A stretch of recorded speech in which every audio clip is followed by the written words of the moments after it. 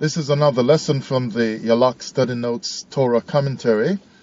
Find me on YouTube and Twitter and Patreon as Rethinking the Torah. Today is September 2nd, 2019. This is a new perspective video, and my lesson today is titled The Un-Revelation of Torah. Genesis chapter 1, verse 1, it says, "In the beginning God created the heaven and earth." I would like to start out by introducing that God is not from heaven, which was the original title for this lesson, but I changed it as I went along. But still, God is not from heaven, because it says He created heaven and earth.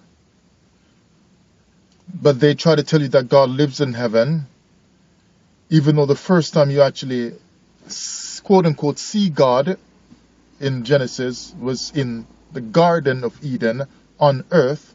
So I don't know why someone would feel that He lives someplace else. But He lives there.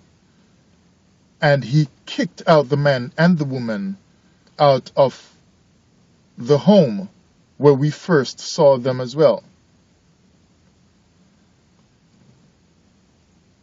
As if He's kicking them out of His home so that they will not be living with Him anymore, because they will not be living in the garden anymore, in their home. So their home would have been the home of God. Remember, they're made in the image and likeness of God. So they live like God. They live where God lives and so on. It would seem. But maybe He is also not from earth, just as He is not from heaven, even though they tell you that God lives in heaven. And so the Un-Revelation of Torah in this lesson will build itself, letting you understand and see clearly that the whole Bible has been given to us not to reveal God to us, but to unreveal God, or better, to unreveal the Creator. Just that the Creator is not revealed in the Scriptures, but is actually hidden. Because if God is really from heaven, then why does the book open up in the Torah of truth saying, "In the beginning God created the heaven and the earth"? Remember, this is like a Torah commentary or a Bible commentary. You're supposed to think along, think through it, pull out the scriptures, get other books, study it, and try to see if this makes sense so you can reach some understanding on your own. On your own. So I'm not asking you to believe what I'm saying. I'm asking you to reach that place for yourself where you understand what you need to understand. So if He created heaven, then He is not from heaven, because before heaven existed, He would have been possibly someplace else while creating heaven and earth. So God is not originally from heaven, or might I say, the Creator. This also means that, unlike what the Bible has told us, the Torah is not then heaven-based in terms of its origin. Torah did not originate in heaven like they teach us in church and in Hebrew camps and so on from the Bible. Because before there was a heaven, Torah, according to what the Torah itself teaches us, Torah was used to create a heaven that did not exist when Torah said, "I will create heaven and earth." So the Torah itself robs us of greater knowledge by locking you firmly into the knowledge of the Torah, so that you do not reach, might I say, for want of a better way of putting it, better knowledge or clearer knowledge or more powerful knowledge that would unleash us all into maybe more of the creativity of our own essence, of our own reality, to bring us back to what earth might have been like at the time when people say that was the start of earth. Someone has taught us in this manner by giving us the Bible to lock us into a God of the Bible who lives in a heaven that was not there originally until he created it. So if Bible teachers try to make you feel that earth is too earthly and too vain and so on, it is not spiritual enough, then they are locking you into a heaven that was created at the same time as the earth.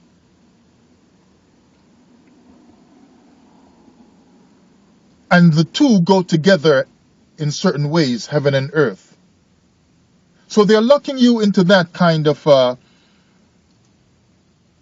belief about a heaven that always limits you, so that you only see as far as the heaven that blocks your view, as far as the revelations of heaven that really do block your view. So you cannot see anything past heaven. In other words, you cannot see anything past the doctrine of the teachings of God in heaven, when God was obviously someplace else. So God does not limit himself in eternity by a heaven-based address. Yet God gives you a heaven-based address in his word for you to say that that's all there is. You just want to go to heaven. So now they also teach you that you will go in a rapture. Some of you teach that. And you will go to heaven because that is the dream. So your dream is to go to heaven. It is a limiting understanding given to you by the Bible and its teachers. I am also not sure that Torah itself can begin to create, because it says in the beginning God created. Now there's all kinds of fancy talks about the meaning of the word begin from the Hebrew. And so they say the idea of begin is this and that. I'm not going to get into it. But if you just get past that enough, because they will give you all kinds of Hebrew gymnastics with the Hebrew words, and you move past that to get past their limitation of begin, and you go to the word create, then if you understand the Torah enough, you would understand also that even if Torah were set to begin, how could it begin to create? When Torah is eternal, and that which is eternal has no beginning and no end, and to create connotates a starting of something. Instead, one might be better off in the studies to think of Torah as not beginning to create anything, but as being a continual process. So Torah, being eternal, does not begin. They don't start stuff. God, if he is real, would only continue stuff. So that the prophet even said he hath put eternity in their hearts. So an unending process or an unending reality or existence is actually inside their heart. So man does not begin. Which is why when they look at super ancient people on earth and in Africa, and even in the Americas, they're like, we don't know when these people actually started. It was so long ago, they cannot put a date to it because eternity is in their hearts. Eternity is all about their existence. These people, we cannot pin them down to a date. We cannot give them a starting point. We don't know when, because everything about the people is eternal. But they told you it is God, Yahweh, who is eternal. And they never taught you that man is eternal. How can you have the stuff in your heart that is eternal or is of eternity, but you be so confined to this limited time on earth? So that you started somewhere 6,000 years ago in a garden. You are listening to the Un-Revelation of Torah, and this is the Yalak Study Notes Torah Commentary.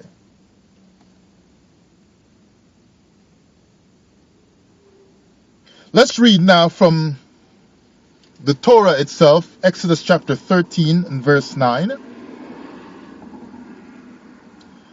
It reads, "And it shall be for a sign unto thee upon thine hand, and for a memorial between thine eyes, that the Lord's law may be in thy mouth." Notice, not the Creator's law, but the Lord's law, the Lord meaning a God that is a part of a religion on earth that a certain people believe in, actually many people believe in. That the Lord's law may be in thy mouth, for with a strong hand hath the Lord brought thee out of Egypt. It's interesting as well that the limitation of the Torah is such that God may move to deliver you probably one day out of 400 years of captivity, which I'm going to be doing a lesson that's probably titled 410 years captivity, or maybe 4,000 year captivity, so look for that one. But he will move to deliver you out of some supposed captivity here today in modern times, and out of another supposed 400 year captivity in Egypt in Bible times. Just like it says, the strong hand of the Lord hath brought thee out of Egypt. So you are in bondage. You are locked into a system that does not allow you to be free and to reach your godlike status like maybe Adam and Eve had in the garden when they were in the image of God. So he moves to free you when you are incarcerated in an evil system, the Bible would have you believe. But you are locked into a world of evil on planet Earth. And God only frees you from Egypt. But after all these thousands of years, he has no interest in freeing you from earth. The limitation of revelation is what earth is about if you read the Torah carefully. And I'm going to show you more in this lesson right here.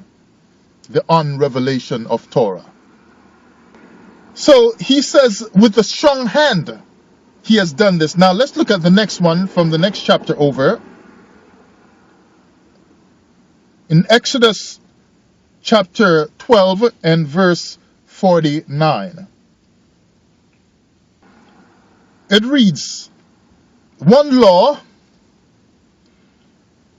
from H8451 for Torah, which is talking about the law and the teachings and so on, instructions of the Most High, which they say is from H3384 for Yara, to throw should to flow like water. So the idea is that the Torah should flow like water. The teachings should flow like water.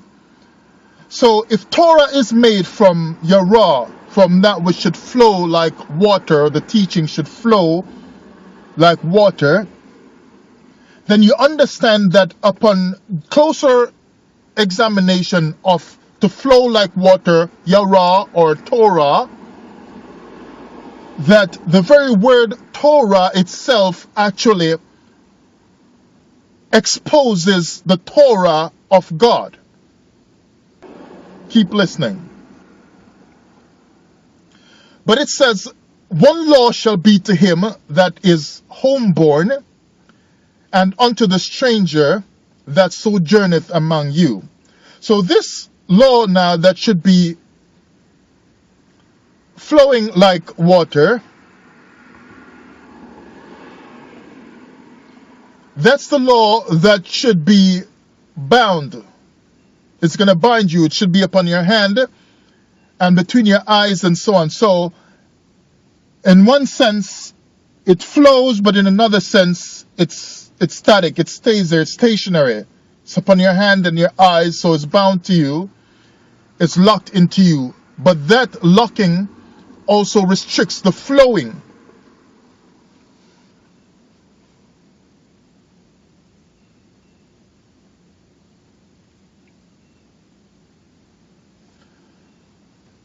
If it's going to be upon your hands, it's bound to your hands. For example, how does one understand that if they were to be unrestricted in their mind by the Un-Revelation of God or the Un-Revelation of Torah? Because this is exactly how you know that men wrote the Bible having not been given the inspiration by any creator up in heaven, for example. But the inspiration came from other men.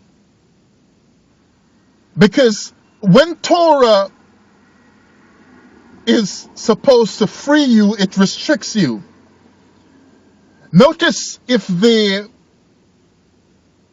inspiration of this word of God came from the Creator, who many say is not God, is different from God, then it would have been expressed in different ways, not about your eyes and your hands all the time in such powerful ways. But a man would then interpret the stuff and give it to you, but you should always have the original word of the Creator who revealed it. That would sound radically different from what you have in the Torah. And then one would just say the Torah is just what we think about what the Creator said. And so we expressed it in this way by the hands and so on. But people will always want to verify that you have a close enough understanding of the real Torah of the Creator. They would always want to verify by seeing the real word that the Creator spoke. And then the Torah that we have would be the understanding or the commentary of the Creator's word. I'll tell you how it goes. Let me give you an example here.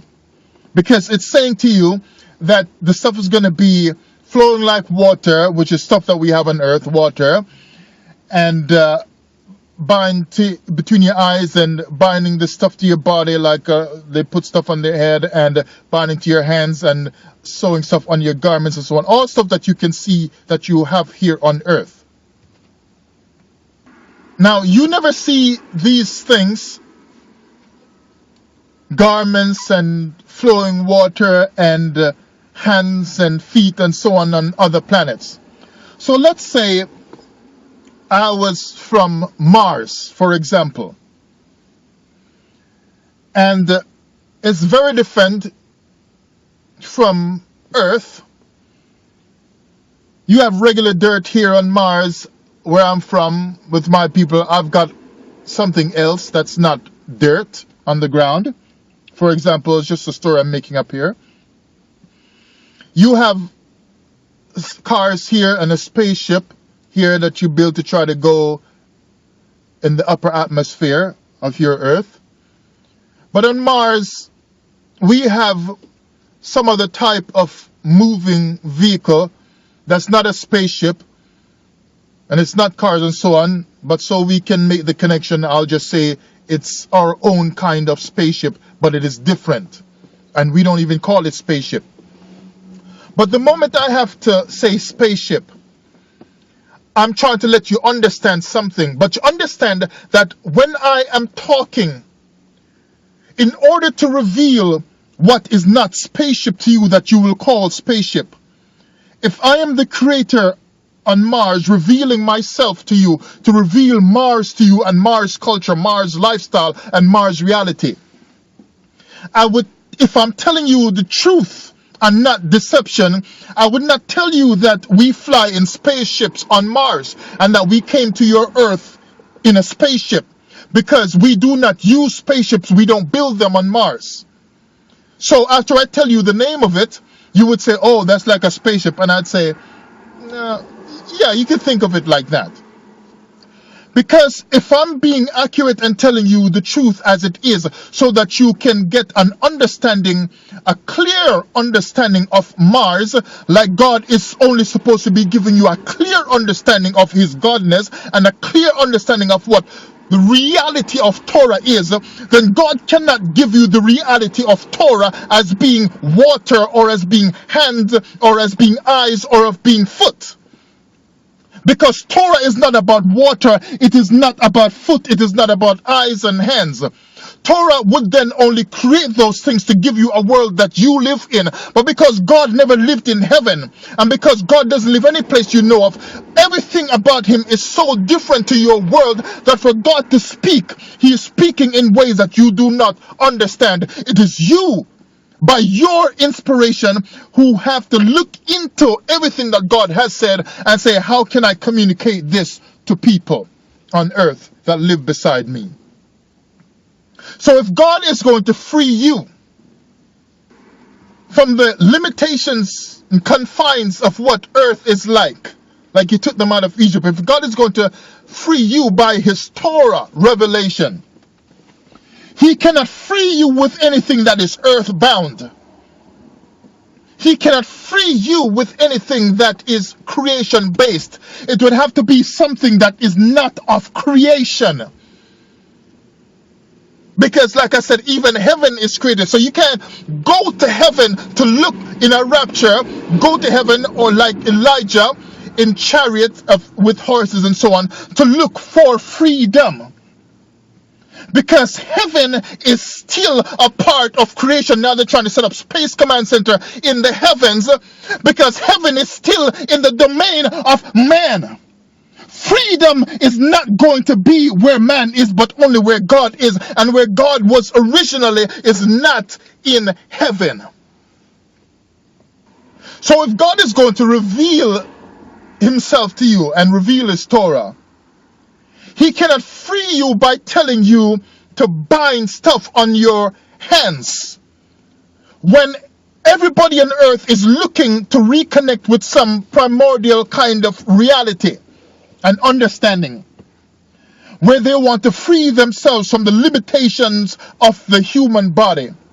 So you understand that freedom from the body means not having hands anymore, not having feet anymore, not having eyes anymore to see with, but you would see with something else. That's why when people talk about they dream and they fly and they go everywhere in their dreams or in their meditation and so on, they are trying to release themselves from the limitations of the confines of the physical body.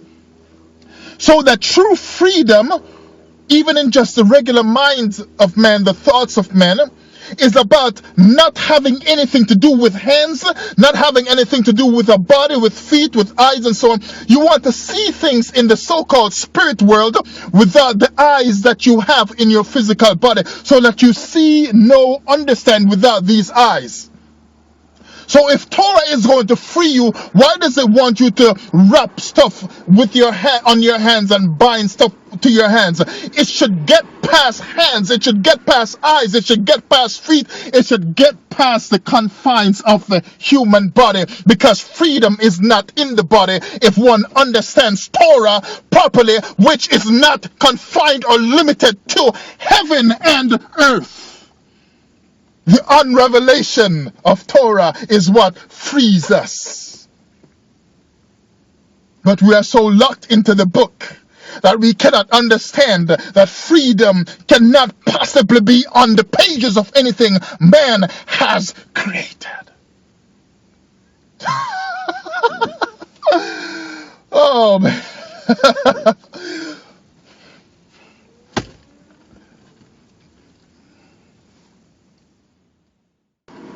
So they tell you to wrap stuff on your hands and do stuff with your eyes and do stuff with the garments, the edge of your garments and so on, is to keep you locked in to the world, to earth, when people are looking to free themselves and to soar.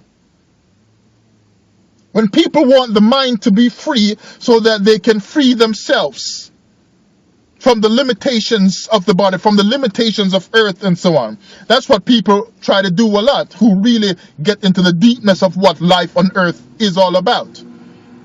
But the Torah gets you earth-centered, body-focused, with all kinds of rules and commands to follow, that does not let you ascend, but keeps you bound to earth with earthly descriptions. How can you free people by giving them descriptions of life on earth?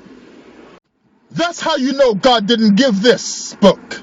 Because if God is going to free you and elevate you, like the word Nabi for prophet means to boil, because the prophet would have to boil to get up to the level of God, then God would have to communicate in ways that man would have to lay aside even all the words of earth, the words of his Hebrew language, the words of his Lashon Kodesh, they call it, or the Lashon Kodesh.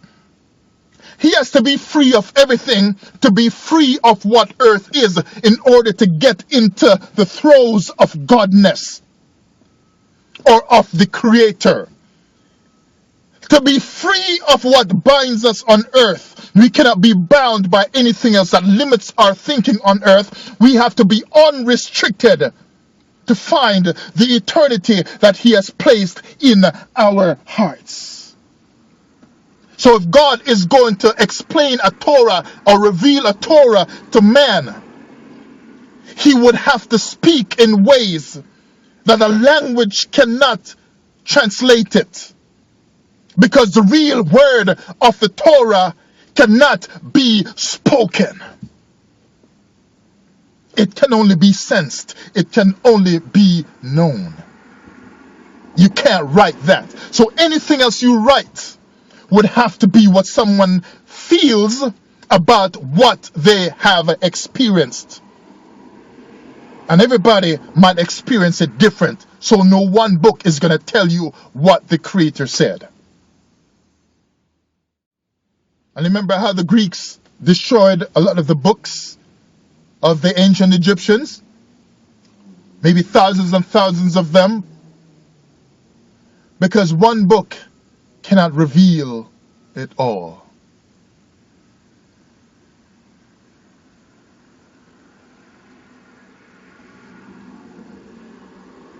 So the giving of Torah uses way too many descriptions of mundane earthly existence in this life in order to try to communicate an unworld world that the Creator is said to live in.